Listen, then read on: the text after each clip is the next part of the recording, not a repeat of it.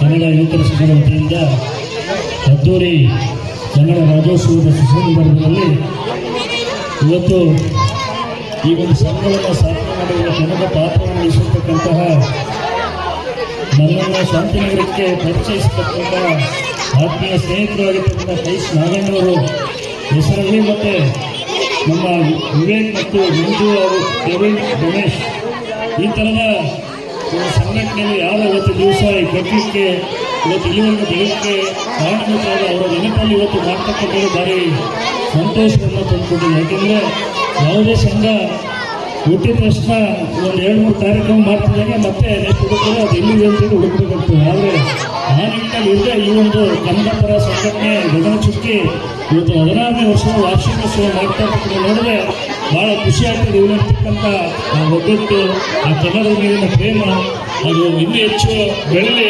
ಇದೇ ಥರದಲ್ಲಿ ಎಲ್ಲ ಒಂದು ಒಳ್ಳೆಯ ಕಾರ್ಯಕ್ರಮಗಳನ್ನು ಮಾಡಲಿ ಅಂತಕ್ಕಂಥ ಮಾತನ್ನು ಹೇಳ್ತಾ, ಹಾಗೆ ನಮ್ಮ ಯುವ ಮುಖಂಡರುಗಳ ಮಾತಾಡ್ತಾ ಹೇಳ್ತಾ ಇದ್ರು, ಕನ್ನಡ ಕೇವಲ ರಾಗಿಗುಡ್ಡಕ್ಕೆ ಸೀಮಿತ ಅಲ್ಲ, ಕರ್ನಾಟಕಕ್ಕೆ ಸೀಮಿತ ಅಲ್ಲ, 28 ಏನು ಇಡೀ ರಾಜ್ಯ ದೇಶಕ್ಕೆ ಅಲ್ಲ, ವಿಶ್ವದಲ್ಲಿ ಕೂಡ ಇವತ್ತು ಕನ್ನಡ ರಾಜ್ಯೋತ್ಸವವನ್ನು ಆಚರಣೆ ಮಾಡಬೇಕಂದ್ರೆ ಇವತ್ತು ನಮ್ಮ ಕನ್ನಡ ನಾಡು ನುಡಿ ಸಂಸ್ಕೃತಿಯನ್ನು ವಿಶ್ವದಲ್ಲಿ ಪ್ರದರ್ಶಿಸತಕ್ಕಂಥ ಕಾರ್ಯಕ್ರಮಗಳಲ್ಲಿ ಕನ್ನಡ ನಾಡಿನ ಹಿರಿಯರು ಕೂಡ ಬೆಳೆಸ್ಕೊಂಡ್ಬಂದಿದ್ದಾರೆ.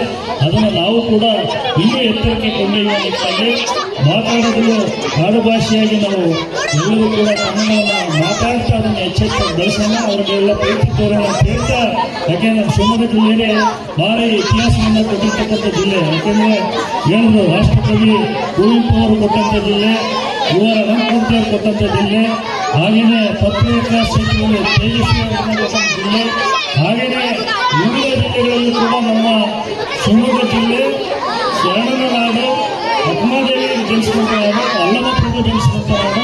ಇಂಥ ಒಂದು ಕನ್ನಡ ನಾಡಿನ ತಂಪನ್ನ ಇಂಪನ್ನ ವಿಶ್ವಕ್ಕೆ ಪರಿಸಿದಂಥ ಈ ಕರ್ನಾಟಕ ಇನ್ನು ಹೆಚ್ಚು ಕನ್ನಡ ರಾಜ್ಯೋತ್ಸವವನ್ನು ಮಾಡೋದ್ರ ಮುಖಾಂತರ ಈ ಮಹನೀಯರೆಲ್ಲರನ್ನು ನೆನಪಾಡ್ಕೊಳ್ಳೋ ಮುಖಾಂತರವಾಗಿ ನಾವೆಲ್ಲರೂ ಕೂಡ ಕನ್ನಡ ರಾಜ್ಯೋತ್ಸವ ಆಚರಣೆ ಮಾಡುವಂತಕ್ಕಂಥ ಮಾತನ್ನು ಹೇಳ್ತಾ, ಇಲ್ಲಿ ನಮಗೂ ಕೂಡ ಕರೆಸಿ ಮಾತಾಡಲಿಕ್ಕೆ ಅವಕಾಶ ಮಾಡಿಕೊಟ್ಟಂತ ಎಲ್ಲ ಗಗನಚುಕ್ಕಿ ಕನ್ನಡ ಯುವಕರ ಸಂಘದ ಎಲ್ಲ ಸ್ನೇಹಿತರಿಗೂ, ಅಧ್ಯಕ್ಷರು, ಪದಾಧಿಕಾರಿಗಳು ಮಾತನ್ನು ಮುಗಿಸ್ತೀನಿ.